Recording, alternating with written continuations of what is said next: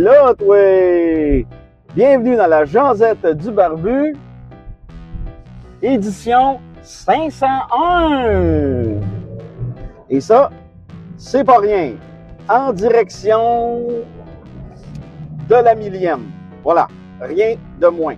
Ben là, c'est la troisième fois que je reprends mon début. Comme je disais dans les deux autres fois, je suis un peu fatigué, ça se sent. Je sais pas, aujourd'hui, là, manque de gaz. Je sais pas si j'ai pas assez mangé.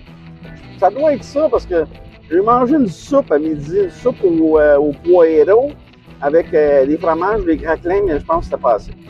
Fait que j'étais un peu beaucoup fatigué, manque d'énergie. Mais c'est pas grave, ça m'empêchera pas de faire le 501e. Mais avant tout, très important, as-tu fait ton lit ce matin? Parce que oubliez-les pas, faire son lit, c'est la première réussite de sa journée. C'est une micro-réussite. Non, t'as pas été sur la planète Mars, t'as pas été sur la Lune, t'as pas été sur Vénus, sur Jupiter, sur Mercure, mais sur Mercure, c'est encore plus impossible. T'as pas fait d'opération à cœur ouvert, ni de chirurgie. Mais le premier geste de ta journée aura été une réussite. C'est une micro-réussite. Premier sujet de cet épisode.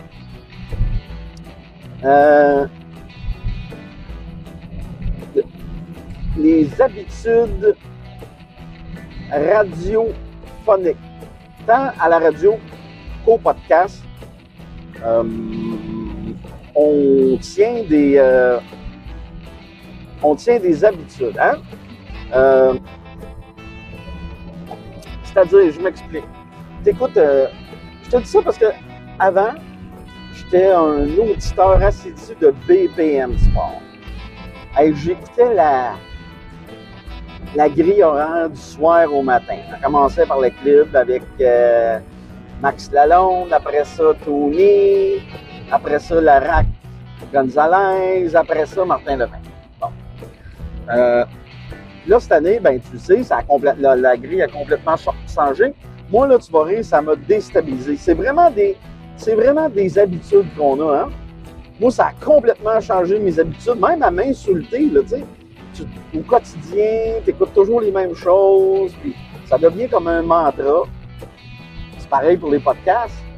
Tu sais, moi, mettons, Papa Cassette. Ça sort aux 2 semaines. Aux 2 semaines, là, je m'attends à voir mon épisode. Pareil comme Joe Rogan, pareil comme Yann Terriot. Ça te crée des habitudes, puis moi, j'adore ça. Peut-être parce que je suis bon dans la quotidienneté. Je suis meilleur, en fait, que d'autres choses dans la quotidienneté. C'est pour ça que j'ai jamais aimé l'été, parce que ça change la routine des enfants, etc.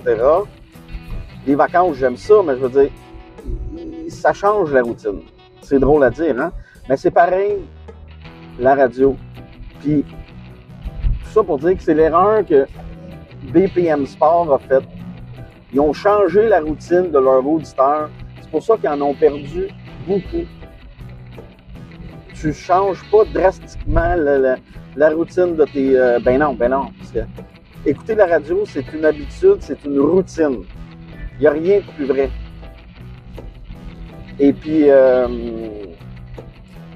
pareil pour les podcasts. Puis, ben, est là l'erreur de BPM Sport. C'est de changer la routine de ses auditeurs. C'est aussi simple que ça. Ça peut paraître banal, niaiseux, mais non. Et moi, j'en suis la preuve vivante. Je suis un auditeur assidu. C'est pas pour casser du sucre sur BPM Sport. Je t'en ai assez parlé de cette radio sportive-là. Tu sais, c'est quoi mon opinion. Et puis, je l'ai déjà dit. Mais là, j'avais une réflexion par rapport aux habitudes d'écoute.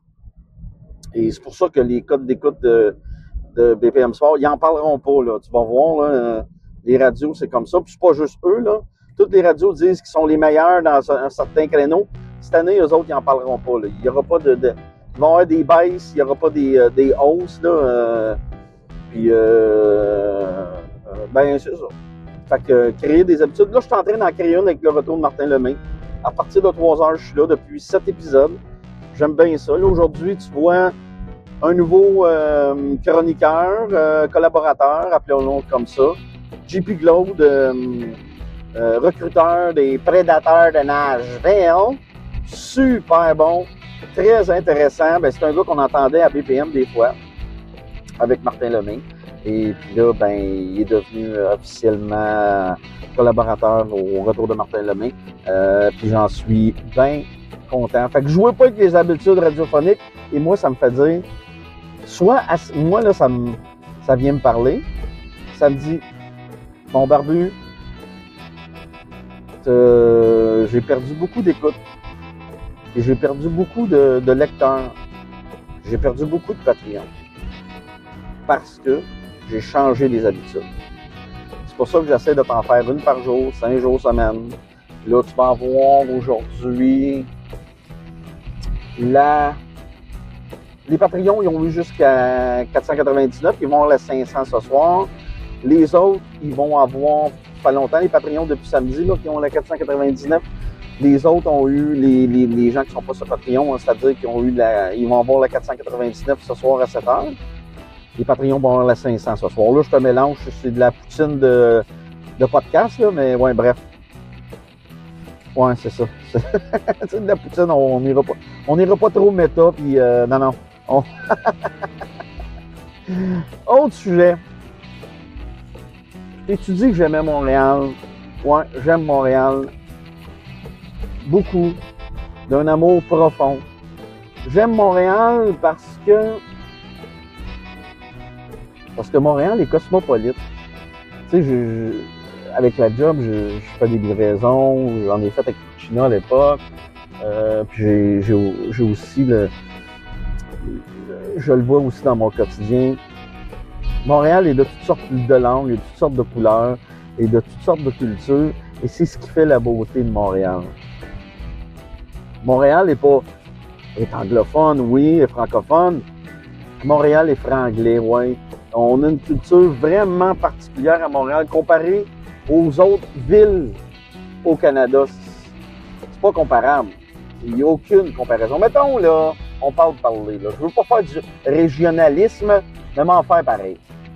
Parce que souvent, les gens en région aiment ça chier sur Montréal. Mais tant que tu ne l'as pas vécu, on va dire comme Félix Leclerc. Moi, j'ai vécu en région, j'ai vécu à Montréal, je suis capable d'en jaser.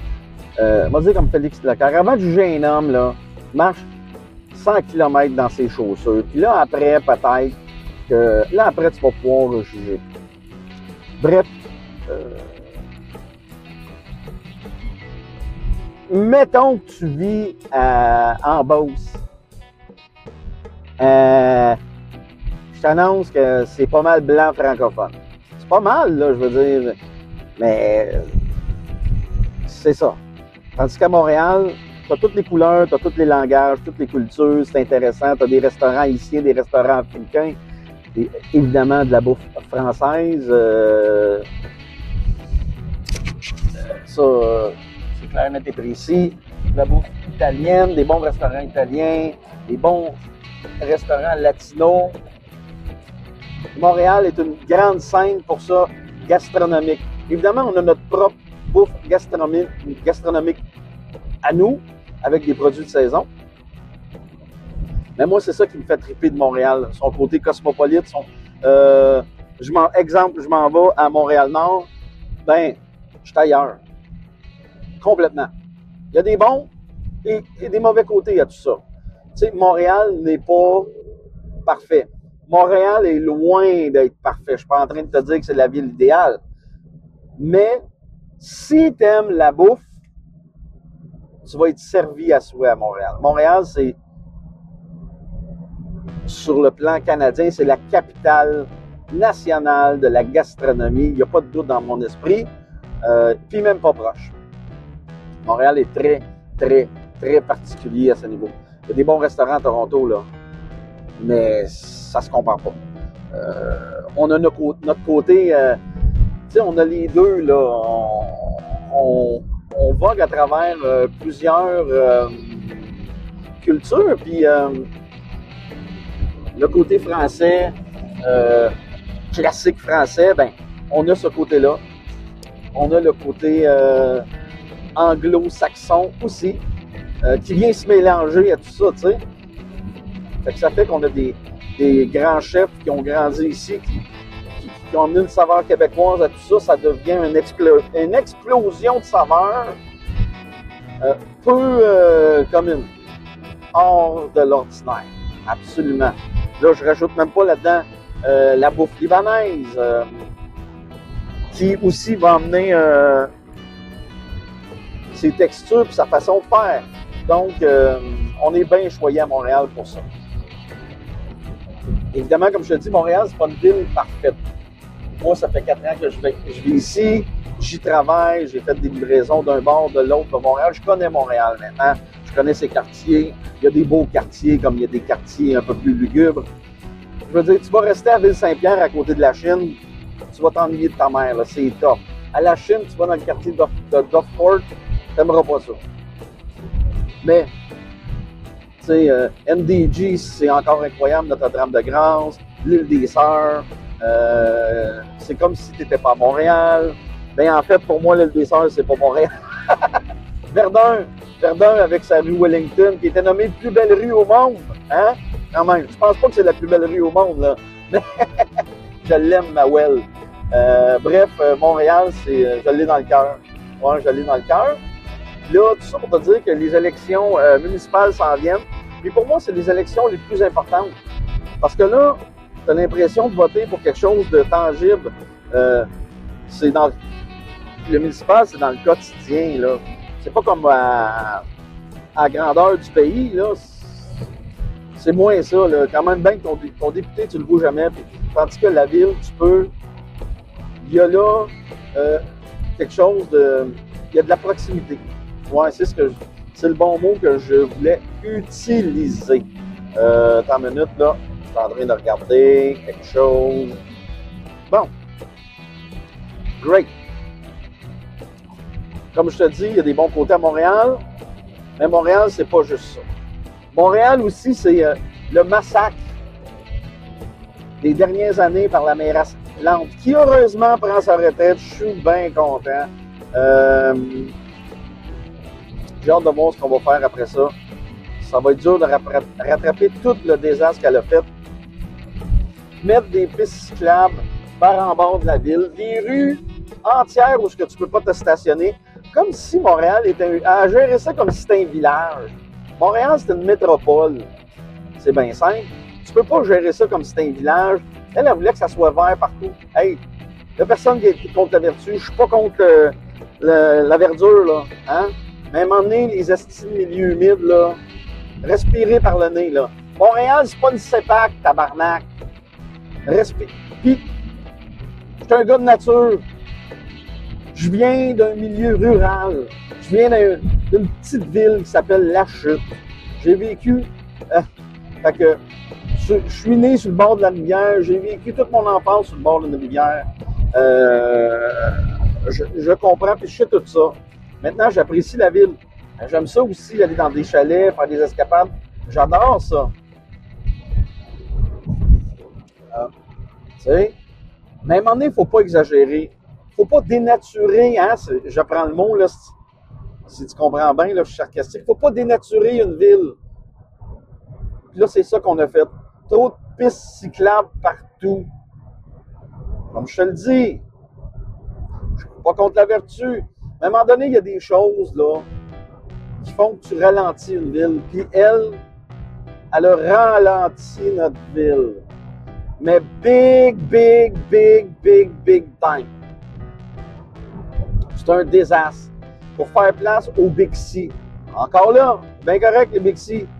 Mais il ne faut pas que ça prenne toute la place. Essaye tes livreurs d'aller livrer dans le Vieux-Montréal. Essaye de faire ça. Essaye de faire ça. C'est une mission impossible. Il faut que tu sois Tom Cruise pour réussir. Mais ça fait que c'est des irritants. C'est des irritants. Ça fait que ma ville est moins belle. Ma ville est moins le fun. Puis je comprends les gens de région qui viennent pas à Montréal. Il n'y a pas de stationnement. Ça dépend des secteurs. Essaye de te stationner à Griffintown, ça va être compliqué. Sur le plateau Mont-Royal. Sur le plateau! Essaye de te stationner là. dans le vieux. Là, c'est complètement mission impossible. Mais sinon, Montréal reste belle. C'est le yin et le yang de Montréal. C'est exactement ça. Je l'aime, Montréal. Des fois, j'aime la détester. Des fois, je l'aime d'amour. Mais je l'aime. Peu importe. Clair, net et précis dans mon idée. Hey, hier, c'était la première game hors concours du Canadien de Montréal contre les Penguins de Pittsburgh. On a gagné 2-1 en fusillade. Moi, j'ai regardé 2 périodes avec mon fils, passé un beau moment. On s'était fait un McDo avant. Un McDo en arrière de la cravate. Puis on a regardé la game. Tu ne passeras pas l'histoire, c'est une première game hors concours. Là. Tout ça pour dire que c'était le fun d'être avec mon gars, de s'asseoir dans le salon, puis de regarder ça, puis de jaser, puis de se compter des peurs, de se compter des menteries. C'est fort agréable. Là, ce soir, je joue contre Philadelphie. Les 2 frères Jacky vont être dans la formation. Je suis bien excité par cette saison 2025-2026. Hier, j'ai vu certaines prouesses de Ivan Demidov, directement de Moscou. Il va être bon, hein? J'ai écouté l'épisode de Snake Boisvert avec Mathias Brunet. Là, Mathias, c'est le Snake, en podcast aujourd'hui. Et puis, il disait que le Canadien, il l'avait trouvé, sa super vedette. Puis, c'est le cas. Puis, je suis bien content. Puis, la reconstruction va très bien. C'est ça, très excité parce que moi, j'ai vécu les années de misère du Canadien. Ça a été long, le processus.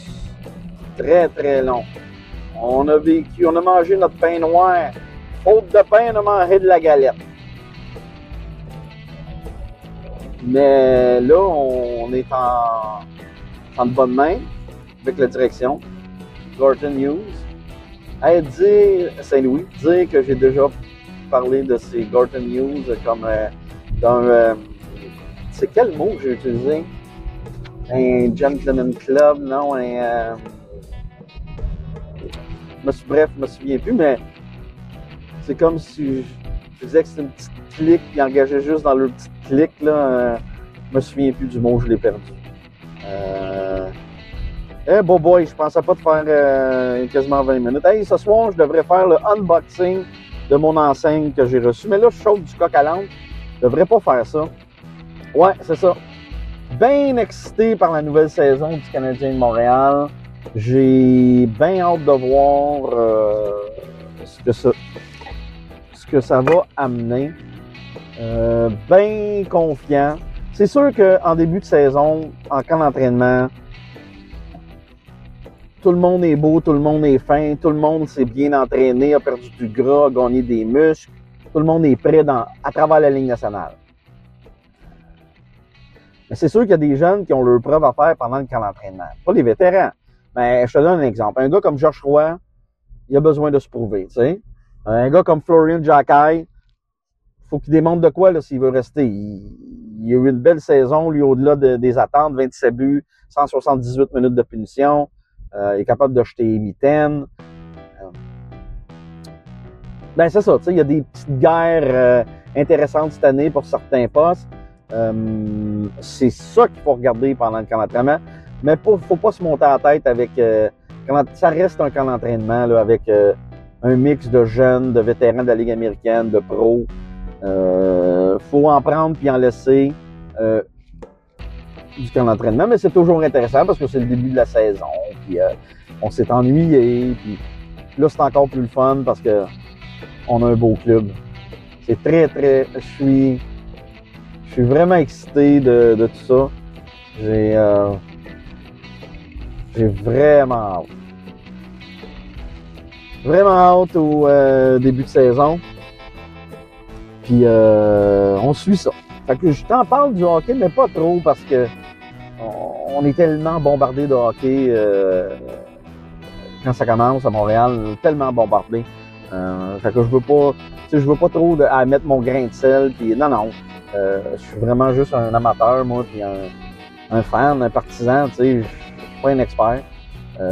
Quoique, je connais mon hockey. Une certaines mesures. Dans des quiz, je suis bon aussi, là, mais techniquement, c'est une autre histoire, tu comprends? Sur ça, c'était quoi mon prochain sujet? Donc là, je t'ai parlé de hockey. Ah oui! Apparemment que j'ai reçu mon enseigne de JFML. Là, je vais essayer de faire une annonce ce soir, mais là, je pensais faire ça, mais j'avais oublié qu'il faut que je nettoie, il faut que je lave les vitres de ma belle-mère. Fait que, on verra bien. Hey, je suis fatigué, je suis au bout. Bref, j'ai reçu l'enseigne.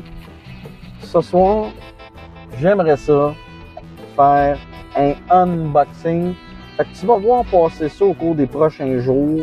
Premièrement, je vais l'offrir à mes Patreons. Ça, j'ai pas le choix. Ben, pas que j'ai pas le choix, je veux dire, ils méritent. Ils payent pour mon stock. J'espère qu'ils vont l'avoir. Et puis, au cours des prochains jours, tu devrais voir passer ça sur YouTube. YouTube, oui. Sur les interwebs. Tu devrais voir passer ça. Je vais faire un unboxing de ma nouvelle enseigne. J'ai bien hâte de la voir. J'ai bien hâte de te montrer ça. Sur ce, ben regarde, l'épisode va être plus court. Là, je t'ai fait des demi-heures. Aujourd'hui, on va dire la vérité, je suis fatigué puis j'avais moins de sujets. C'est essoufflant un peu d'en faire à tous les jours. Puis des fois, il va falloir que je regarde plus l'actualité là, parce que pour remplir la boîte de sujets, des fois, je m'en garde toujours. Mais là, je l'ai pas mal épuisé. Là, tout ce que j'avais comme sujet, je vous en ai parlé. Je vous en ai parlé. Fait que c'était pas mal ton épisode 501. Sur ce, ben, tu connais l'histoire, hein? Elle se répète. C'est une habitude radiophonique, c'est une habitude de podcast, hein? Ben, on se rejoint au Rack à Bicycle pour la 502e. Ciao! Être abonné à mon Patreon, c'est supporter un créateur. Patreon.com/Barbudeville, tout simplement, pour me trouver. Qu'est-ce que tu obtiens avec mon Patreon? Ben, c'est facile. Tu as tous les chapitres de mon 2e livre en avance. À chaque fois que j'ai fini un chapitre, je te mets ça sur Patreon en exclusivité. Tu as toute la bibliothèque de mes épisodes de podcast, du premier jusqu'au dernier que j'ai fait. Ça aussi, c'est exclusif au Patreon. Parce que oui, je vais l'envoyer sur Spotify, je vais l'envoyer sur Google Podcast, puis à iTunes, puis SoundCloud, mais un épisode à la fois maintenant. Puis une fois qu'on passe à la prochaine épisode, je remets ça seulement disponible au Patreon. Fait que tu as tous les épisodes quand tu veux. Puis ça, là, c'est à partir de seulement 3$ par mois quand tu es une recrue. Puis regarde, encore plus beau que ça, si tu t'abonnes à l'année, moi, je te donne automatiquement un rabais de 10% sur ton abonnement. Tu n'as rien à faire, ça se fait automatique. Sinon, tu as d'autres niveaux. Tu as le niveau voyou qui est à 7$, tu as le niveau capot qui est à 13$, puis le niveau parrain qui lui est à 20$ par mois. M'oublie pas, hein? Tu t'abonnes à 3$, c'est moins cher qu'un café. Et en plus, je te donne 10% si tu t'abonnes à l'année. Fait que fais le calcul là. 12 x 3, 36 moins 10% pour un an du Barbudeville. C'est rien.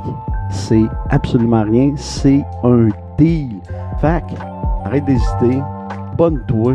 Encourage, supporte un créateur. Pour moi, là, à la fin de la journée, ça fait toute la différence. Fait qu'on se rejoint au Rack à Bicycle, puis oublie pas de faire ton lit.